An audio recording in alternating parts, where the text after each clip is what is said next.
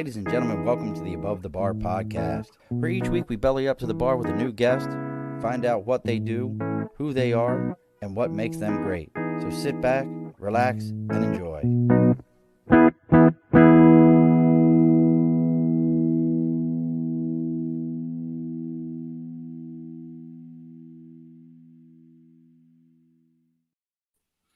Alrighty, folks, welcome back to the Above the Bar podcast. It's your host, Sean. We've bellied up to the bar today. We have brought all the Zen energy that we need. We brought the mother of all the Zen rabbits. We've brought a podcast host. We brought a networking ninja. All those kind of different things that I can think of right now that I can add to this conversation. But finally, and you know what? And why I say they're a networking ninja, because we wouldn't have met Junaid, who was a great guest, if it wasn't for this person. And we kept saying we're going to figure out a time to make this happen. So we figured it out. We brought to us, bellying up to the bar with us today, Miss Lori Saitz.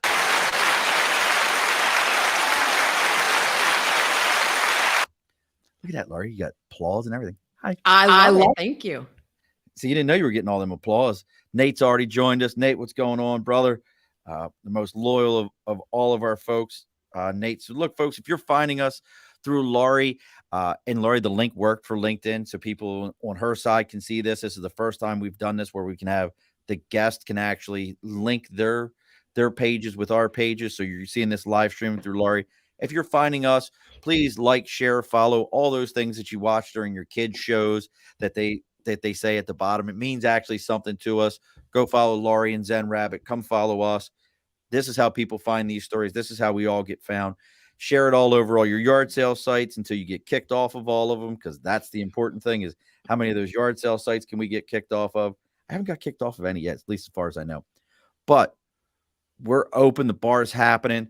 While I'm getting ready to do our house cleaning real quick, as always, folks, if this is the first time you've seen us, or maybe you've been around for a while, we have the big board sticker and a cause. If you have something you're supporting, something you believe in, maybe you have your own podcast, you're your own business coach, or whatever it is that you do. I don't care if it's a Girl Scout troop that you're promoting.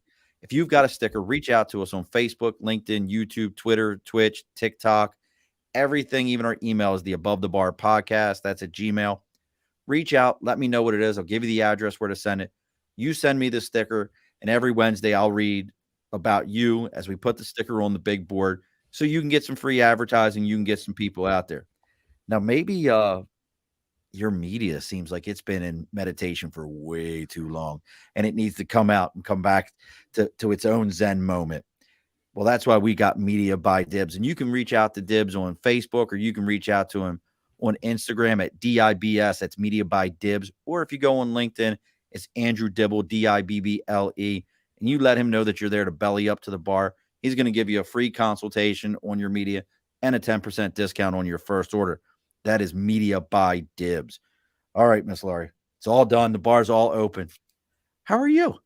I'm doing well, thanks. Great to be here. Finally, this has been so long in coming. I was thinking about it. It was an entire year ago. Was it really? Yes, because I had to step out for something that was happening at the end of March last year. Oh, wow. So, well, I'm glad that it finally happened. We're gonna get a very meditation Zen, and I know I got my phone in my hand because I'm trying to send this out to all these different sites here so people can find us and find Lori so they can get to their Zen moment. But so what's new for you? I mean, you're still doing all the networking and all that, and speaking engagements and everything? All the things, and even more now. Really? So what and more. And look, folks, Lori's got, if you're listening to this and you're like, well, what is Zen Rabbit? Look, go to zenrabbit.com. You can find all these links to all the things that Lori does, and you can find her on all the social media. She's everywhere. And sites, if you're listening to this, is SAITZ, sites. Trust me, because I asked beforehand of everything, because you all know I can't pronounce anything. Yeah, you did very well with that. Thank you. So what else you got new going on? Okay. Well, I don't know where to start. I mean, networking. So gratitude, networking. Here's the thing. I'm on a mission to teach the world to be calm and grounded no matter what's going on around them. And then there are a lot of different ways that I I strive to accomplish that. That's a big ask. Now Yeah. it's interesting because you and I've looked at stuff. You talk about, even the highest achievers need to find ways to ground themselves, take a moment. I asked that as the name of this, why do high achievers need coaches? Why do high achievers, people at that level, we all think about them in the sense that, because the McDonald's Classic was just this past weekend for basketball. There's LeBron James. I think about LeBron James. That guy's got it together, but I've also seen him lose his mind on a basketball court. Why do people at that level of achievement still need that coaching and that level? Because we all need to, like, we don't see the our own blind spots. So, for example, and you may have heard this analogy before, a fish doesn't know that it's in water. That's all it knows. So we, again, can't see our own blind spots no matter how high of an achiever you are. I'm pretty sure that Tony Robbins has a coach. Like, Do you think Tony Robbins has a coach? I bet he does. Or he has a mastermind or some kind of peer strategy, people helping him. I think everybody, and I learned this lesson again fairly recently. I won't work with a coach who doesn't have a coach. Tell me about that one, because I'm very curious about that. Because it's the blind spot thing. You can read all the books and listen to all the podcasts and consume all the content you want about improving yourself. But you still can't see where you might be lacking or where you could improve. Whereas somebody else could come in and see it immediately and say, hey, this might be holding you back. You consider trying this way of doing things. It's like every no matter how good a writer you are, someone needs to edit that. Someone needs to proofread it and edit it. Same thing. I have ChatGPT for that. Okay, well, somebody still needs to edit and I'm joking. Copy proof that. Proof copy, whatever it is. Yeah. You're right. And Kristen, thank you for making a comment. She's our first ever linked comment. Look at that. Nice. She says he for sure has a coach or a group of peers. I would agree with that.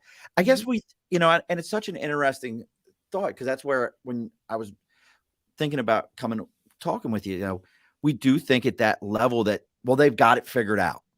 They don't need somebody.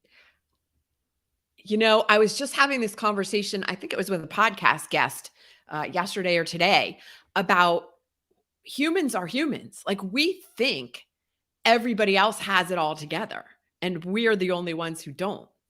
But the truth is, no one, regardless of your status or celebrity, has it all figured out. We all think, and social media is great at helping us feel this way, that everybody else has it figured out. But look at the highest achievers or celebrities who have taken their own life, for example. Right. Like, someplace they felt inadequate. Yeah. Yeah, I'm a big Anthony Bourdain fan. What's his name? Dave Chappelle does a whole joke about, a buddy who just, life was trash and, all these things happened to him. And here's Anthony Bourdain with what we would consider the greatest job in TV history, travel around, eat, stay in places, and, booze up and everything else. And he took his life. Well, that's the thing. Yeah. We, from the outside looking in, think he had it all. Right. But what did he feel? Obviously, he felt differently. And what was his soul trying to tell him? So in my podcast, Find is the 4-letter word, I've spent a lot of time this past season, season 3, talking to people who have taken sabbaticals. And yeah. And, really? And yeah. And so some of them are like really amazing. Well, no, back up. They're all really amazing, cool people. And some of them have been in high-level corporate positions where from the outside, it looked like they had everything. And yet their soul was crying for something more, for growth in a different direction.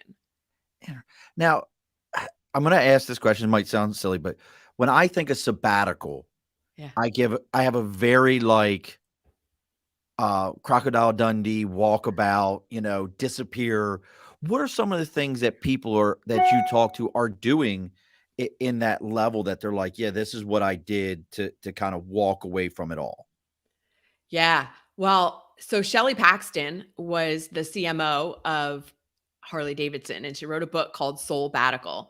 And she left and she took a year off, and she traveled around Europe, and she traveled around other parts of the world, not exclusively. She spent a significant amount of time back here in the States.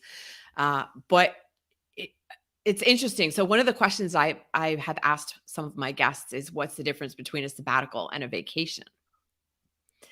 And pretty much all of them have returned with some form of a sabbatical is a time to focus inward and ask questions of yourself. And a vacation is more where you're out doing activities and outwardly focused, running around, visiting different tourist attractions, if you will. But the sabbatical is really time to get quiet and listen to what is your inner voice I talk about. What is that telling you? Now that, we're talking about high level achievers, and this kind of is the other side of that. I couldn't take a year off of work. My American financial status, if I said to my employer, like, I'm taking a year off for sabbatical, I will return, I wouldn't have a job, and within probably 90 days, I will have blown through a lot of money and need to work. So what are some of the things that you suggest for the average either entrepreneur, that person that's in there, how they can do the same thing? Yeah, well, you don't need to take a year off. And Okay. I actually asked Shelley that question of what would you say to those people? And she worked with her financial advisor to figure out how to be able to do that. So I think the question, first of all, is how can I, instead of just firing off, I can't do that. How can What I? I got to do? And then maybe I took a month in last August. I took a month and I did a road trip sabbatical with my 19-year-old cat. And Oh, we stayed in a few hotels, but mostly with friends. And then I also rented an Airbnb cottage for 10 days. So it wasn't even close to 10,000, it wasn't like thousands and thousands of dollars. You figure out how can you make it work?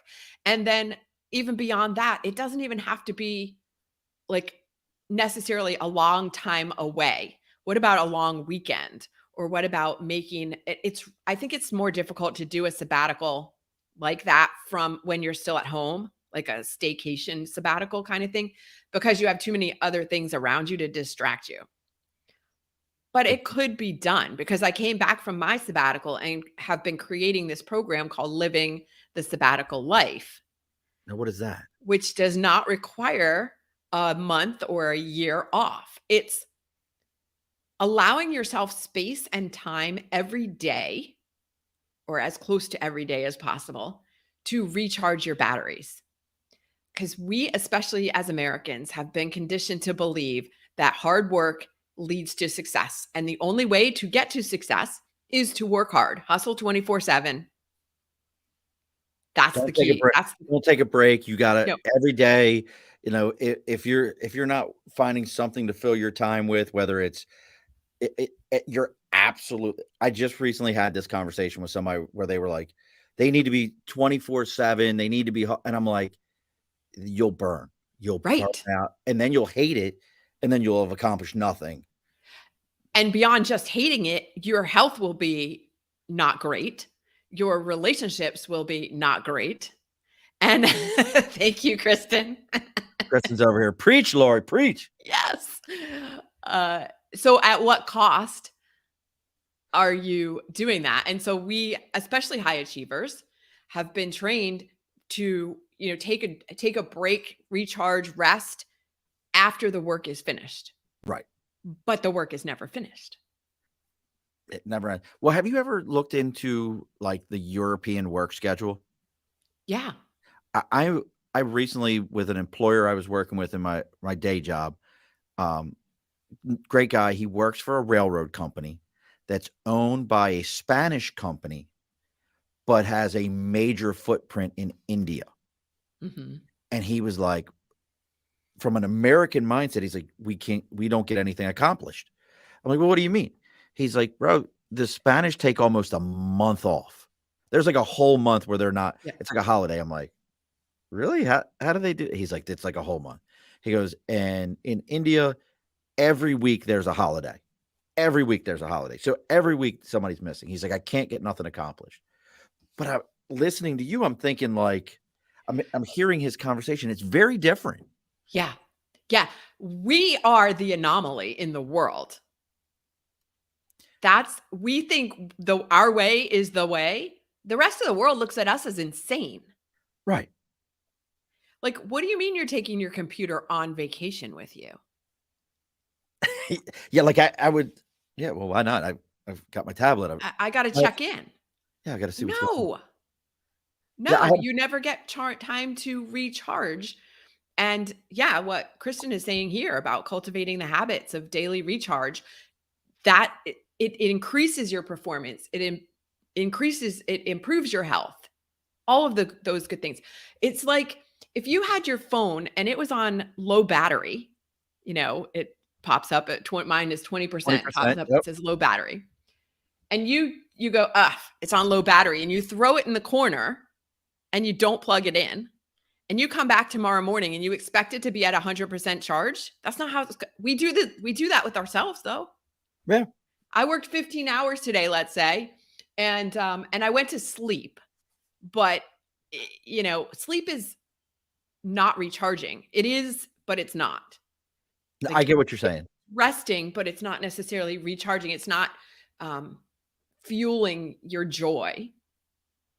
Yeah, it's just keeping you alive. Yeah, exactly. And most people aren't even getting enough sleep in that regard either. But so we do the same things for ourselves. We don't recharge our battery and wonder why everybody's burned out and overwhelmed. Now, that's a great point. Like today was a PTO day for me. I took a day of PTO. I had some stuff to do. I still took an hour call with a coworker to help them with a situation. And I think if I wouldn't have took that call, I'd have felt bad not helping them out because somebody asked for my assistance. And I'm thinking, all right, I'll take this call. I'll help them out. They've got a situation. I know I can help them. You'll appreciate this, Lori. We discussed a SWOT analysis. We did a SWOT analysis today. I was like, why don't we do a SWOT analysis to see where we're at with this and how we can help this client? And they were like, yeah, I haven't done this in a long time. I'm like, we can do that. We'll make that happen. And Kristen brings up a great point. And yet we hear corporate culture is so focused on efficiency. Right. I'm curious with all the stuff you talk about with gratitude, meditation, we're talking about sabbaticals, whether they be long, short. What is your feelings on the 4-day work week? I don't have a lot of feelings around 4-day work week, whatever. Because if you have 4-day work week, but now you're working 12 hours a day? Well, they're 4/10s. 4/10s is what it's. That's the push, is the 4 10-hour work week. So yeah, every weekend is a 3-day weekend or 3-day weekend. I think there are benefits and drawbacks to it because even like, are people still going to be expected to, check in on the 5th or 6th day? Are they really going to be able to unplug and go recharge and take that time on those 3 days that they're not working? Like, that's not how our culture functions. So make it 4-day work week, but is it really? Like, So we're supposed to technically have 8-hour work days, right? And people are still getting on the computer or responding to emails at 10 o'clock at night. Absolutely. So we all can say whatever you want about 4-day work weeks. Is it really gonna make a difference? But now I'm going to flip that on its ear. Is it those of us who we work in a office culture? We see that and say, well, I'm still going to check my email, this, that, and the other. But what about the person who works in assembly line, manufacturing, or something along those lines? Like I just talked to a client recently. They are looking for a maintenance guy Friday, Saturday, Sunday, three 12-hour shifts, 36 hours, but paying 40. Mm-hmm. And he gets 4 days off a week. Mm-hmm. So, they're kind of like, we're going to pack it in. You're going to get your hours, but you're also going to have 4 days off. Yeah. So is it something that maybe wouldn't work for folks like you and I because of where we're at space wise? Because they can stick us with our office right here. Right. Oh, why didn't you answer your phone? I know you got your cell phone on you. You have your electric leash, as we used to call it. Yes, I love Your that. electric leash. We know where you're at. But would it work for the laborer better? Because I think we lose focus on that person a lot. I think that person is forgotten in the culture. I'm a big trades person. I believe very heavily in the trades, but I think we lose them in a lot of this. What are your thoughts there? I was reading an article recently about that. And so what happens, the assembly line, for example, needs to keep moving. So how do you, do you have like a rotating number of people who are working every, 4 days, or You overlap it. how does that, yeah, overlapping? Yeah, maybe, or are we giving them now 3 days to go work a second job? That would probably be most of their mindsets. If I have 4 days off, well, I can go work, another job. I can work. I hate the term side hustle. What was it? My side hustle. Yeah. I mean, second Right. job. Your second job. You work 2 jobs. Mhm. Call it what it is. I don't know why we Right. need new terms for shit. It's you work 2 jobs. Yeah. Many of us had parents that did that. They worked 2 jobs to make ends meet. Yeah, well, right. My dad had he did kind of have a side hustle because he had his own, he worked and then he had his own like little business on the side that he would do at night and on weekends, kind of thing. Right. So he had a second job. Dad had a second job. But see, that dad had a second job. But today we call it a side hustle. Oh, yeah. That's I right. mean, I think of it as a job as you have to like check in with somebody and whatever. He was running his own deal, but He was an entrepreneur. he was. That's awesome. But now I got to ask then that brings up this question. Is that where you learned your entrepreneurial spirit? I guess so. I'd have to say yes, because I don't know where else I would have gotten it. Like there were, yeah. Well, I mean, that brings up this question then. How long have you been on your own? Like Lori running Lori's show. How long have Yes, you been at it? 2003. So that's when Zen Rabbit started. Zen Rabbit started in 2003. It was Zen Rabbit Baking Company, and I was making a product called the Gratitude Cookie. This is how we got into the gratitude. You can talk about that if you want. Yeah, the Gratitude Cookie was based on a family recipe. What is a And gratitude cookie? yeah, I'm curious. Gratitude Cookie is kind of a cross between a butter and a sugar cookie, rolled out really thin. People would ask me if they had crack in them because they were so good. So good, addictive. Well, what And happened to those? well, so I ran that business for 11 years, and it was never my intention to be like the next Mrs. Fields. Like, yes, I had cookie product, Right. but I have a background in marketing. So my focus, my idea was to create a way for businesses to say thank you to their clients and their referral sources. Oh, I like that. Yeah. And so really cool packaging, customized with client's logo and all of that good stuff and colors. But I couldn't scale it the way I wanted to. And so I ended up shutting it down after 11 years of, hey, if I just do this, if I just go to this trade show, if I just send out this direct mail piece, if I just do this thing. If I. Yeah, everything will turn around. And it didn't. So I finally decided to, yeah. So where does that shift? So how do we go from gratitude cookies to, I mean, podcasting? And again, folks, if you're just kind of jumping in on the live, you haven't seen it. If you're curious what Lori Saitz has got going on, you go to zenrabbit.com. You can find her on all your social media. Zen Rabbit's on all your social media, spelled just like it sounds. Saitz is spelled Saitz. So, and jump on and check out what Lori's going on. But how do we make that shift, Lori, from, the cookie lady? Look, see, this is why everybody called me that. That's this right. is why I love my Nathan, because Nathan and I are two chubby kids. And I got to give Nathan a quick shout out. Nathan reached out to me the other day, and he'll correct me on the number, but I believe he's down 100 or 125 pounds he's lost. Wow. He's lost almost what I was at when I went to boot camp for the Marine Corps, as an entire person. So I'm very proud of you, brother. And as we always say, someday I'll teach you how to draft for fantasy football. But and he's gonna say something nasty here in a minute. But how do we go? Congratulations on that. That's an awesome accomplishment, It really Nathan. is. That's a mindset Really, change. it is. Oh, absolutely. He sent me a message the other day. He's like, "Man, I can actually like cut the grass and not feel like winded." Yeah. Um, love that dude. So, but how did you go from, like I said, the cookie lady to a different kind of gratitude and getting into podcasting and getting into it all? How did you shift that mindset for yourself? Yeah, well, it was really difficult because when I shut down that business, and just to say, when I was running that business, I was doing a lot of presentation and speaking about gratitude and how to use gratitude in business and why it matters and all of that good stuff. So I was already on the topic of gratitude. But after I shut that business down, it was really difficult because that was my identity. That's who I was. Like, there was no distinction between those 2 130 pounds, entities. folks. Yeah, wow. That's That's an entire person. I was 127 when I went to boot camp. So he lost me. Yeah.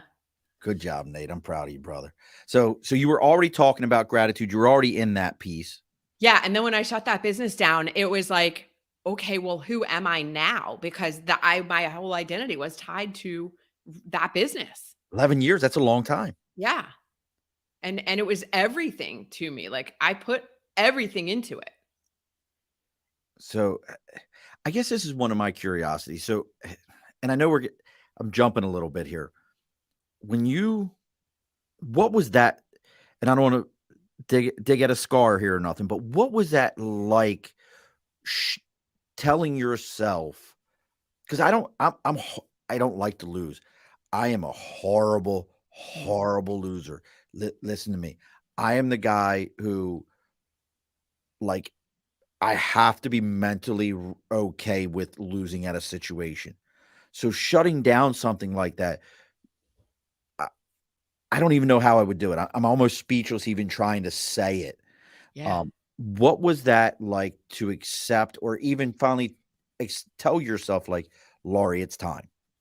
Yeah, well, probably a good 6 months before I shut it down, what really got me thinking about, I really need to do this. I need to do this. I need to do, like, working up to it, was my friend Christine had said to me, "This is like watching you in an abusive relationship."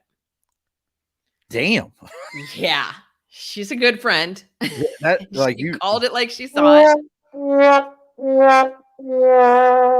that's rough. Yes, and like I said, it took me a good at least 6 months to process that and work through that and go, "Yeah, she's right. It's not getting better. Like, there isn't anything that I can do or say to make this better. And so let me cut the losses and move on." However, to your question, I mentioned I'm a marketer. I have a background in marketing for a million years. You are I not listen to me, folks. Go look I Laurie up. She does not look like a million years old. Thank you. Don't But a listen to her. very long time in marketing, and I couldn't market my own damn business.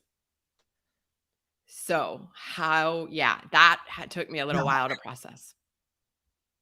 do you do you think it because you I'm sticking with this one for a minute because this is very interesting to me. Do you think you couldn't market your business because you thought you knew better than anyone else would know about your business? Possibly. I Does that make mean, sense? yeah, yeah. Like, I know Yeah, marketing, I know possibly. my business, you can't tell me about my business. So you It didn't have a coach I did have a for your coach, but for your here's the marketing. thing. You didn't have I a marketing I coach. had a couple of coaches, Oh, okay. and one of them actually has a saying that I still remember. It makes me laugh. Like, "If you don't succeed, try doing what your coach told you to do." I Yeah. mean, I'll get you one of those. That's what that gets. But I mean, that's interesting because I'm hearing this like you couldn't market your own business at that time, and you survived the 2007, 2008 economic shitstorm. I mean, you made it through that. Yeah. You Well, did, Lori. You did. Like there that. was a lot of debt. Now, Nate's got an important question. What's your favorite cookie? The gratitude cookie. Gratitude cookie is your favorite. It like no matter what, like that's the cookie. That is the cookie. That anybody who's ever had one will tell you that is the cookie. Do you know what one of my favorite? We're making a left turn right now, folks. Y'all know I Yeah. make left turns. Do you know what? I was just telling my pastor at church about this. Do you want to know what one of the greatest cookie other food combos in the world is? I'm going to tell you what it is. So Cookies and pretzels. oh no, I love shortbread cookies. Okay. Girl Scout shortbread cookies are amazing. Don't know none of the Girl Scout cookie names, and everybody's like, oh, this is a blah, blah, blah. Take the Girl Scout shortbread cookies, use them as a spoon for cold vanilla pudding. I could see that. Lori, this is just glorious. When you just scoop out and then you bite the cookie. Yeah. Glorious. The little Yeah. chubby kid inside my soul is like, yeah, Mm-hmm. this all Mm-hmm. day. So let me get back on track because the chubby kid So is taking. you would love gratitude cookies. I would. I'm a cookie guy. All I right. love cookies. Like I I might have to make you some. They're very rare occasion that I make them, but maybe. so like I just had over the weekend talking about church again. We had like in the evening the youth group did Bible Jeopardy, which I learned stuff that I never knew. Like they're like, yeah, Andrew was the first disciple. I'm like, really? I thought it was Peter. He's the only one I ever talk about. But we're going through it, and somebody made oatmeal cookies with butterscotch chips in them. Oh yeah. I'm like, and I love oatmeal raisin cookies. Mm-hmm. And I'm like, these are oatmeal cookies, but there's no raisin. I'm like, what is that? I was like, y'all messing with the game. You're Yeah. changing the game. Oatmeal chocolate chip are a close second for me. Oatmeal chocolate chip is so good. But my favorite, again, if it's just a regular cookie, like somebody's making cookie, I can't be stopped with peanut butter. Peanut butter, Oh yeah. like, and it has to have those fork marks on the top that mean nothing to the cookie. If it does not have those fork marks, or somebody's like hashtagged the top of a cookie, Yes. like that must be there on that cookie. And I love, like, that's another one. I'm trying to think. Like, I never got into like the people are like snickerdoodles are amazing. I'm like, I don't know. No, I'm with you on that. I'm like, yeah, they're okay. They're fine. I do like the They're short. fine. Fine is a 4-letter word. Fine is a 4-letter word. And that's all I do. And if you like to find more out about fine as a 4-letter word, you can find Lori's podcast, which is fine as a 4-letter word. We bring it all back around because that's what marketing does for us is they know how to bring it all back around. But I do like the shortbread with the raspberry in the middle of it. You know what I'm talking about? I don't know what those are called. But so we get in. I'm moving forward because I'm all far left today. So we're back onto this. We're doing our thing. We're going to make a shift. We've shut down the bakery. We're not making cookies anymore. What, and this kind of goes into that coaching piece for you and that gratitude. When you started telling people, hey, I've shut this down, but now I'm going to do a podcast and I'm going to start doing these other things. What was some of the reactions you were getting? A lot of people were really disappointed that the cookies were going away because they love them. Right. Okay. It's just not enough people loved them or would Right. pay enough. Yeah. I'm glad you love them so much that I have to shut my doors. When was the last time you bought a batch? Right. Yeah. Pretty much. Thanks. I'm glad you love them so much. When's the last time you bought them? Yeah. So, yeah, so I went back did some consulting for a little while and before I figured out what I was going to do next for entrepreneurial venture. And I started teaching networking strategies actually. Okay. Because when I started the baking company, I had to learn how to network effectively to walk into chamber meetings or conferences or whatever and find clients and find referral sources and find vendors and find strategic partners. But you can see this on my website on my about page. I was a super shy kid and walking into a room full of people where I don't know anyone was very intimidating. So I had to learn how to do that when I was running the baking company. I know nobody who meets me now is like, "You were shy?" I'm like, "Yes, but I Yes, I was." like that. And once in a while, depending on the circumstance, I can still feel really intimidated walking into a room where I don't know anybody. So I created this course called Confident Connections to teach people how to feel confident, comfortable, confident, and courageous at networking events. That's actually the name of the book I wrote. So that was just getting traction. And I started doing some speaking around that and working with teams and individuals and stuff. And then pandemic. So no one's going to any events. We are. So now what? Okay. Now I come back to the whole gratitude thing because someone asked me to do, when we were just at the beginning of lockdown, someone asked me to do a presentation on gratitude and an online presentation. And that brought me back around to talking about gratitude, creating gratitude meditations, customized gratitude meditations that I create. And um, and then shortly after that, I started thinking about the whole podcast. So I went to school for a broadcast, Oh, as a really? broadcast major. Yeah, start my first 2 years. Yeah. So I was always interested in TV specifically and some radio. I do have some on-air radio background. When I was living in South Florida, I did some on-air radio. But so the idea of a podcast to me was like, yes, how do I, but I didn't know where I fit in. Like there's thousands of podcasts That's and crazy. not to like tear myself down or beat myself up, but like, where do I fit in? What do I have to say that's different?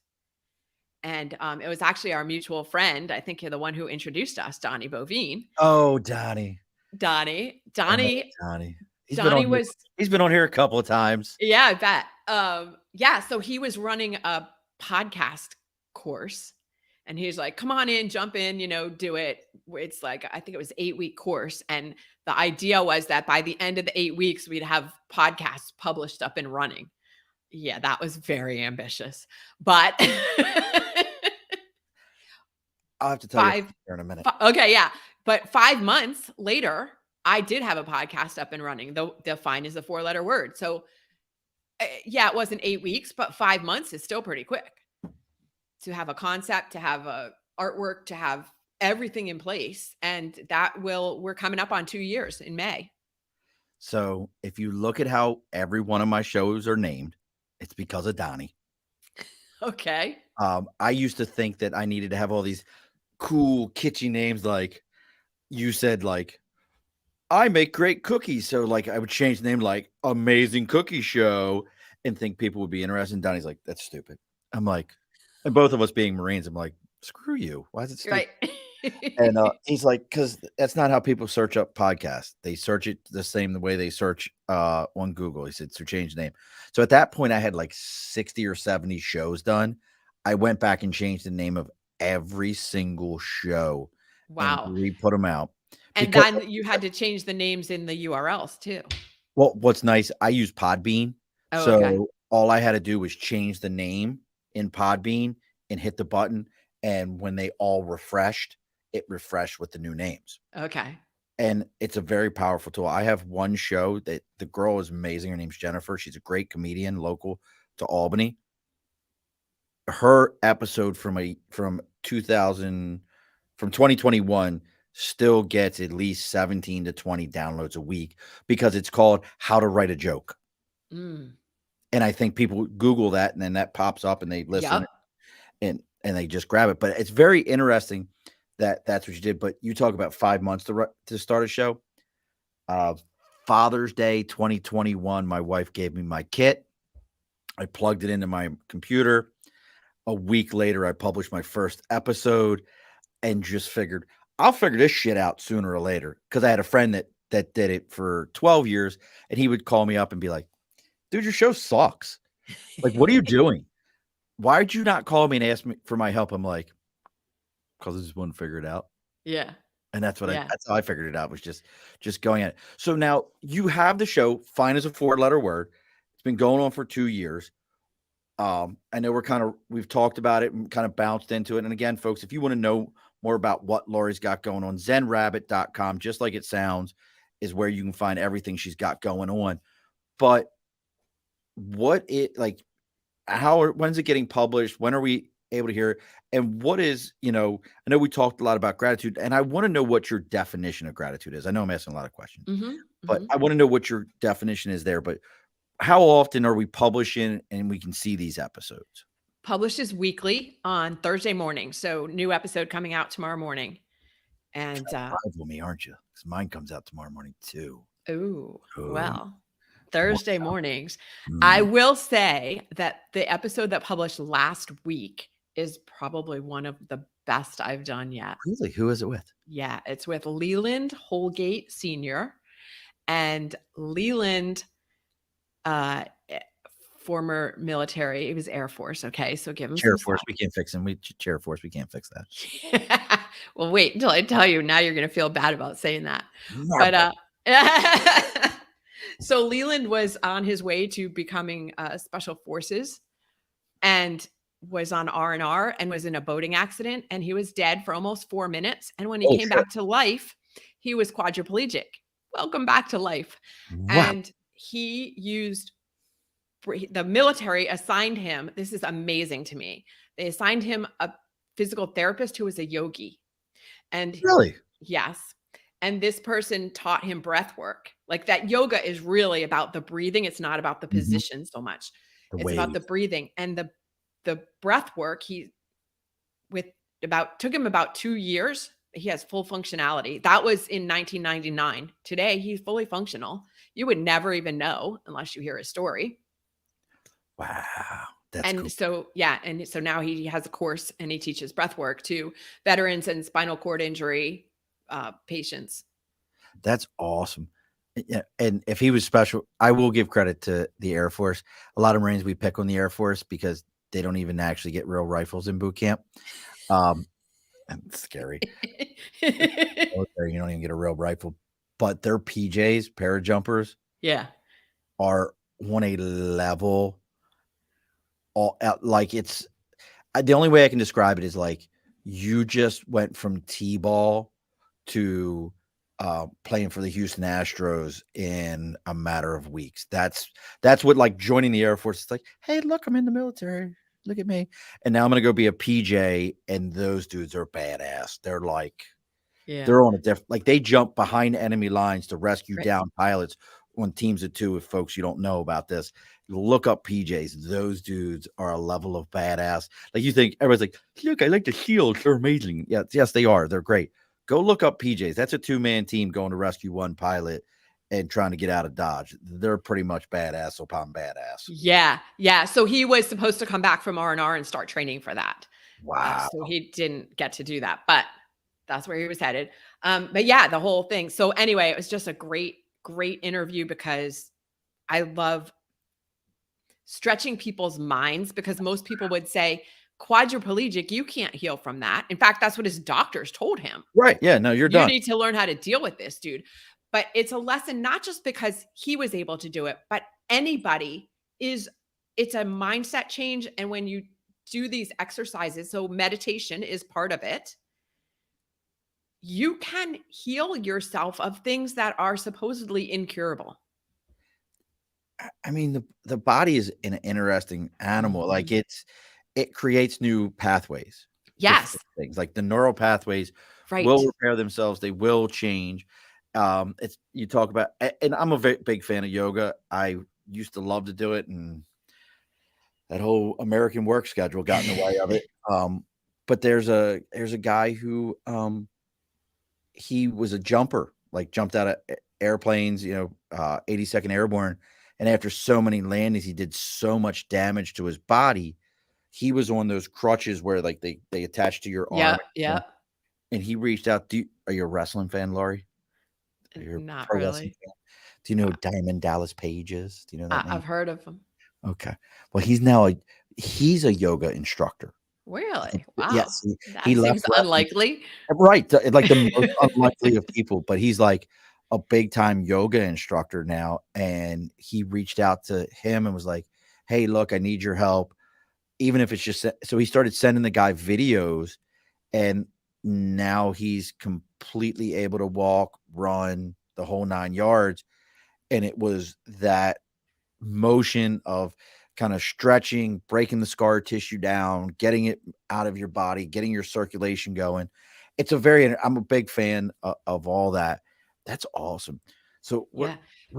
go, please. Oh, I was just going to say, so it all ties into rewiring your brain, is what you were talking about, which is what meditation does, which is what gratitude does. These are all methods for helping to rewire your brain. And when you want to change anything in your life, physical, mental, emotional, it starts with rewiring your brain. Absolutely. And Nate, I would love to have DDP on the show. Because I have other questions. Like, I would love to know about the whole 90s gimmick he was doing with his wife, who was a pro wrestler. That would be amazing to me. And I'm not sure who you mean by Fluffy. I'm not sure who you mean by that. You have to tell me who that is. But we're going to get right. We got to kind of start bringing it back in. Got to close the bar up here soon. So any big speaking engagements, any big things coming up where if somebody wanted to find you or talk to you, where they could find you at? They can find me at zenrabbit.com, which you've been mentioning throughout the show. Yeah, I don't have anything. I'm pretty good at marketing. You are. I say the shit a lot. Yes. It's awesome. Yeah, I don't have any big speaking engagements coming up, but if somebody would like to offer me one, I am totally open. So, Gilbert Iglesias. Oh, that's cool. I didn't know he was working with him. That Fluffy, the comedian. Oh, Gilbert. yeah, I would have not put that together. But so now you talked about speaking engagements. What, if somebody did come out and say, "Hey, Lori, we'd love to have you come out for a speaking engagement," what can they expect out of one of these? Yeah, they can expect me to talk about the power of meditation and gratitude Well, you didn't answer that question. What do you define as gratitude? Oh. You didn't answer that. Yeah. Okay. Sorry. We got carried away on some other other topic. I told you, we make a lot of left turns. Right. A lot of left turns at this bar. Gratitude it can be defined in so many different ways, but it's a vibration, an energetic vibration. So we live in this universe. Everything is energy. I'm going to get maybe what you might call me a little woo-woo at this point. Come on, hippie. I like it. There's solid science and research behind this. Okay. So just know that. Energy as an energetic vibration, gratitude, love, and joy are the highest energetic vibrations you can get to. So when you are in that place of feeling gratitude, people ask me, what does that feel like? Feels like joy. What does it feel like when you are like, for me, one of my most favorite things is sitting around a fire pit, maybe with a drink, a glass of wine or something with my friends. There you go. Laughing our asses off. And if you stop in that very moment when you are laughing so hard that you're crying, that's joy. That's gratitude. You can feel that, like, oh my God, I am so grateful to be here in this moment, having this joy. That's awesome. I think you just said it. Joy in this moment. I think we miss that so often that we're worried about the next moment. Yeah. That we lose this moment. Yeah. Yeah. If you can stop yourself, anybody who's listening to this, if you can stop yourself in that moment, the next time you're in a place where you just have that feeling of so much like happiness, joy, just a good feeling, and just stop for a second and go, this is what it feels like. And then when you aren't in that moment any longer and you would like to raise your vibration, you want to get yourself into a place of feeling good again, you think back to that and you go, oh yeah, that's what it feels like. I love that. Wow.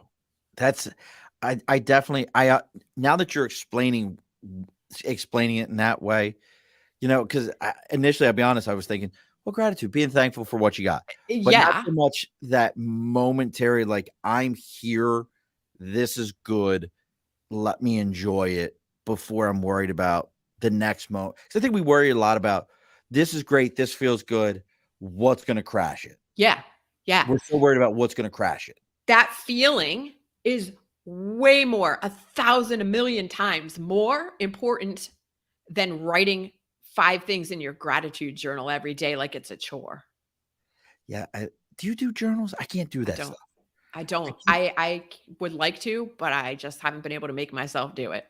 It sounds good, doesn't it? Yeah, it does. Which is why I mentioned, like, a lot of people, gratitude journal, I got to write my 3 things. It becomes a chore. Right. Right. Yeah. Like, I know I've mentioned my church, but I think it falls very close to it. They do home church and they say, "Hey, what do you feel blessed for today? What was your blessing this week?" Yeah. I think that to me, just flipping it. Hey, what are you grateful for this week? Find just Mhm. one thing. Don't worry about it's like you said. Oh, find 3 things to be grateful. Yeah. My kids, my family, my job. Yeah. No, wait, Yeah. see what it is. That's Right. And what could it be? Like, maybe it's somebody opened the door for you. Like, it doesn't, but it's not always the same thing. Like, my kids, my family, my job, my. the cliche shit. It's just Yeah, it's all right. cliche. But what can you find in every day that, like, what happened today that you could be grateful for? And I'm gonna flip it on its ear for a minute. Maybe this will be one for you. How did you make somebody else grateful for something? I don't think you can make someone else anything. Oh, okay. Come on. We are responsible for our own feelings. So whenever somebody says he made me mad, you chose to accept to be mad. I can't make you anything. You choose that yourself. That's on you. Okay. We could do a kindness for someone There you and go. we could feel good ourselves about doing that kindness for them, but we can't make them feel grateful for it. But that doesn't, that even if they don't feel grateful for it, we can feel good about having done a kind deed. Providing that for them. Mhm. Oh, we got somebody hanging out with us. Sir Lancelot Live. L's characterized by the. Oh, I don't know what you're talking about, brother. I appreciate you. Glad you found us on Twitch. I have no idea what you're talking about. Okay. Because I love Twitch because people just show up. That's what I'm talking about. Bromansky. I like your name. That's a great name. We got just 2 people randomly popped up on Twitch, and I love Cool. Twitch. Twitch is like, see, that's look. So I know nothing about Twitch, sorry. Listen, Twitch. Oh shit! Everybody's showing up on Twitch. What's up? Twitch just blew up for me. I love Twitch. I think so. Where podcasting was 5 years ago, and it was like this medium that had been around for a little bit, and people were just starting to realize what it was, and then people were getting into it, and then when they realized that it's actual work to do a podcast, this is like episode 172 or 173 for us. We've been at this for a while. Yes. People are like, meh. Twitch is that next level. I know many music artists that's how they're getting their name out. That's how they're pushing it so that people know who they are, because that's their next platform is Twitch. Okay. Highly recommend if you're not on it. It's a younger crowd, a gaming crowd, but Mhm. Twitch is pretty amazing. Uh, Cool. we use Twitch to spread the good word about L's Pit and the power they Eel hold. pits? I have no what that is, but I go don't know with it, either. brother. Get at it.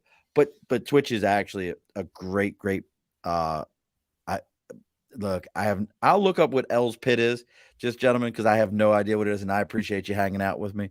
So I'll look it up. My kids are very involved in Twitch, but that's next. It's owned by Google. Um, Okay. yeah, it's the next thing. As in So, everything. good God, don't they? Look, did you? Oh God, we could talk a whole No, nother thing. we're not going there. We could go there. I would love to hear your thoughts on Capitol Hill for today when the guy from Starbucks, the former owner, was like, "We didn't break any laws.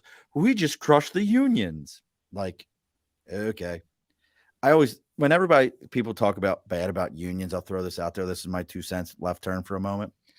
Do you know what the first state was that said, "Hey, you don't have to join a union to be part of that right to work"?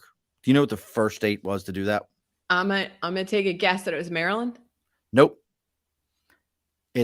I'll put it this way: it's the most impoverished state in the entire country, has the lowest education level in the entire country.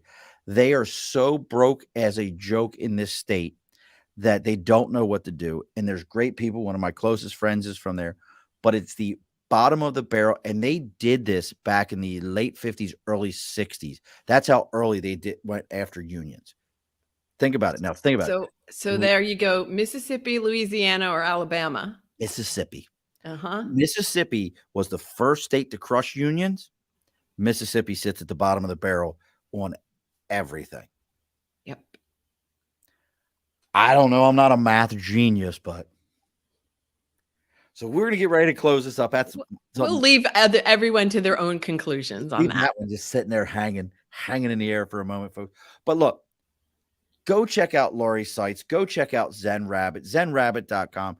You can find Lori on Zen Rabbit Zen Rabbit on Instagram. She posts good stuff there. You can find Lori on LinkedIn at Zen Rabbit or at Lori Saitz. And Saitz is Saitz, folks. Phonetically, Sierra Alpha India Tango Zulu. You can find her over there. Check what Lori's got going on.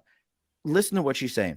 Be gracious for the moment you're in. Be happy with what you have at that moment before you worry about what's going to come crashing into that frame and change things up for you.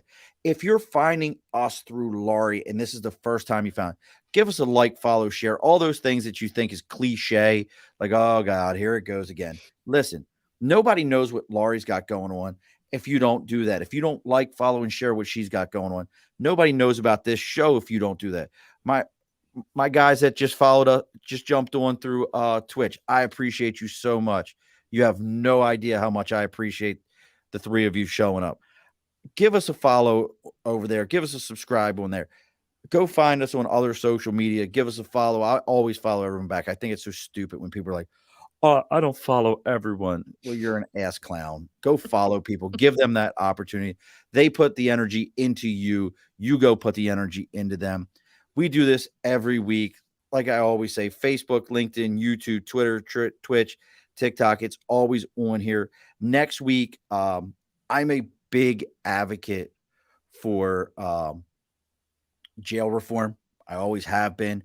I think there's a lot of people that are wrongfully accused. We have Jeff Diskovic, who, if you've never found out about Jeff, there's a documentary called Convicted on Prime. Go watch it. Lori, if you've never watched it, it as a parent, it will crush your heart to understand that he was 16 when the New York State did him like this. Well, Jeff's going to be on this upcoming week with Oscar Mention, who's another lawyer, and Andre Brown, who was wrongfully convicted. If I remember right, Andre spent like 16 years in jail for a crime he did not commit, was exonerated for it. And again, as they always do, nobody ever said they're sorry. And the people who falsely accused, falsely imprisoned, mess with evidence, get away like, my bad. I'm sorry. My fault. They just happened down in Maryland. Ahmed Saeed is going back to jail for, again, a crime that he was exonerated from. The DNA evidence didn't say he was there. He's getting out. So we're doing that next week. Make sure you join us every Wednesday, 8 p.m. Eastern Standard Time. LinkedIn, YouTube, Facebook, Twitter, Twitch. Make sure you're joining us as we do. Now, Laurie, if you were paying good attention and you went back and listened to all 100 and some odd episodes of the show, you will know what's about to come up here. The guest always gets the last word. So what's the last word for tonight, Laurie? You will always find what you're looking for. So if you're looking for things to be grateful for, you will find them. If you're looking for things Did you try again? Oh, did I lose you? What was that? Ah.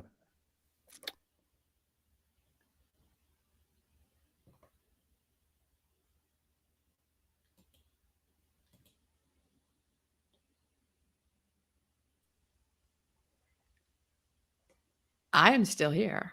And Sean is the one that disappeared, but I can't hear you, Sean, because you're muted or something. Is something going on with your... Oh, no, I wasn't muted. I don't know. Hang on.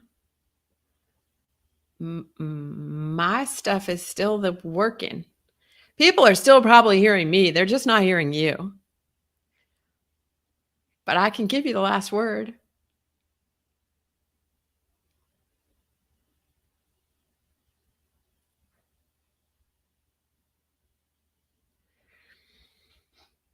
Shall we do a meditation while we're still here waiting? Let's just do it. You only need 3 minutes of meditation. I'm back. You're back. Okay, cool. I was about to start leading a meditation. Okay. So that was crazy. It kicked you off. My Siri started talking. Oh, I was like, what?